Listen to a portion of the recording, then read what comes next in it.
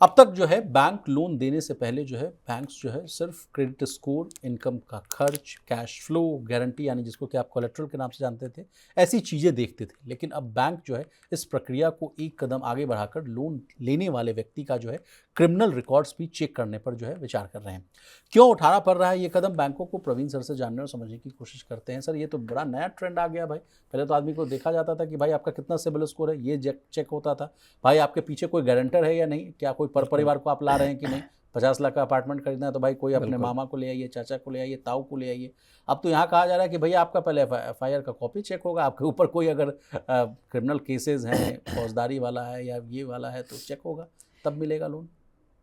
देखिए, कुछ मायनों में इसको सही माना जा सकता है, कुछ मायनों में इसमें बहुत क्लियर डायरेक्शंस की या डायरेक्टिव्स की ज़रूरत होगी। हो सकता है कोर्ट या सरकार की तरफ से। बैंक्स अभी इस बात को डिस्कस कर रहे हैं।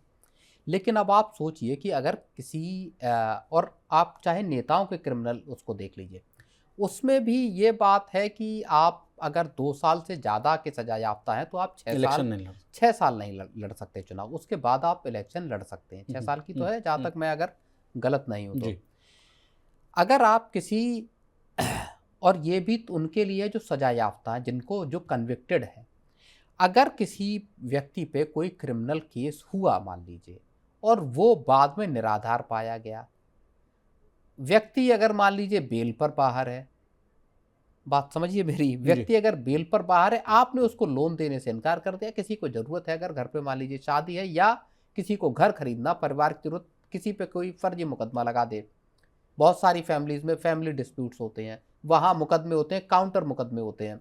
FIR होती है, काउंटर FIR होती है। जाहिर सी बात है, हम गांव देहात सब जगह आपको दिखेंगे। अगर आप उसको क्रेडिट लेने से रोक देते हैं, इस क्रिमिनल मान लीजिए तथा कथित तौर पर अगर जो एलिजिड उसका रोल है किसी क्रिमिनल एक्टिविटी में, तो मुझे लगता है बाद में वो बरी होता तो आप उसको जो एक लोन लेने की एक जो कहूँगा कि उसकी ज़रूरत थी, आप उससे वहाँ पे उसको रोक रहे। तो यहाँ पे और इसी आशंका को देखिए मैंने तब भी व्यक्त किया था जब हमने मोबाइल फ़ोन वाले उसकी बात की थी।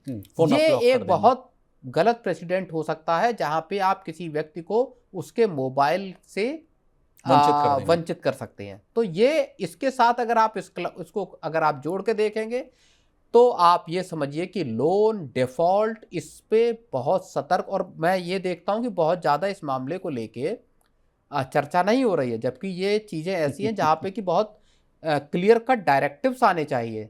एक एक पॉइंट साफ तौर पे होना चाहिए कि आप किन मामलों में ऐसा कर सकते हैं, किन मामलों में ऐसा नहीं कर सकते। बैंक या लेंडर कोई भी अपनी मनमानी से किसी का फ़ोन बंद कर दे, मान लीजिए 5,000 का फ़ोन है और आप नहीं चुका पाए और बैंक आपका फ़ोन बंद करा दे कि साहब इनका फ़ोन बंद करो, तो आप कितनी ज़रूरतों से वंचित रह जाएंगे वहाँ पे। जी सर, आपने केसेस ऑन केसेस वाला मामला बताया। मुझे याद है कि अभी भी इंडियन जुडिशियल सिस्टम में देखिए अभी भी कोर्ट्स में 5 करोड़ से अधिक केस जो हैं अभी भी पेंडिंग है। तो ये तो भाई हमने आप पे FIR कर दिया, आपने हम पे FIR कर दिया। बहुत सारे लोग उनको जो केस लड़ने के जिनके पास पैसे नहीं, वो 15-15 10-10 साल जेल में पड़े रहते हैं, उनके केस की सुनवाई नहीं, वो जेल में पड़े हैं।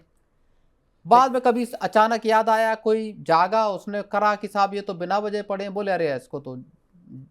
लेकिन खुद सुप्रीम कोर्ट इस बात को कह चुका है कि bail is a rule, jail is an exception.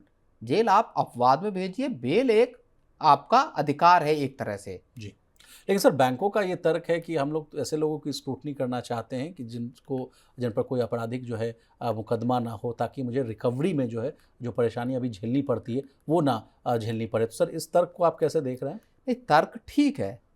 Financial देखिए ज़्यादा बेहतर इसमें चीज़ ये होगी अगर कोई फाइनेंशियल ऑफेंडर है और लोग ले जाते हैं, लेते रहे।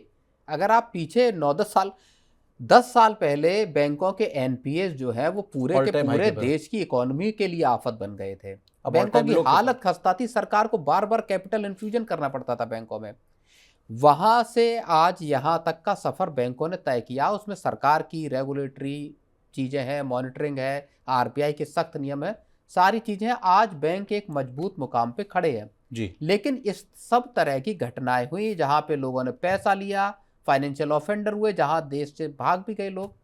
तो ज़्यादातर मामले किनके हैं? ज़्यादातर मामले बड़े कॉरपोरेट्स के हैं यहाँ पे, जिनके बड़े बड़े कर्जे थे जो लेके भाग गए। एक छोटा आदमी जिसने मोटरसाइकिल खरीदी है, उसका लोन न चुकाने का मैं ये मानता हूँ कि बहुत कम मामले ऐसे होते हैं। 30,000, 40,000, 50,000 रुपए का सर सिर्फ कई लोन बार है। ऐसी रील्स हमने देखने को मिलती है जब लोग जो है उनके घर जाते हैं, उनसे रिकवरी करने की कोशिश करते हैं, तो वो ये भी तर्क देते हैं कि जाइए पहले उनसे पैसा लेकर आइए जिनके पास जो है भारी भरकम कर्ज जो है उनको सरकार जो है माफ़ कर देती है या डिले कर देती है प्रोसेस को। हम पे जो है 5,000, 10,000, 20,000, 50,000 का लोन है, तो हम पे आप जो है चाबुक चलाने आते हैं। We are the easy culprits जिन पर आप एग्जैक्टली छोटा इन्वेस्टर हो या छोटे जो लोन लेने वाले जी। हैं, उन पर सख्ती ज़्यादा बैंक दिखाने की कोशिश करते हैं कि रिकवरी हो जाए जल्दी।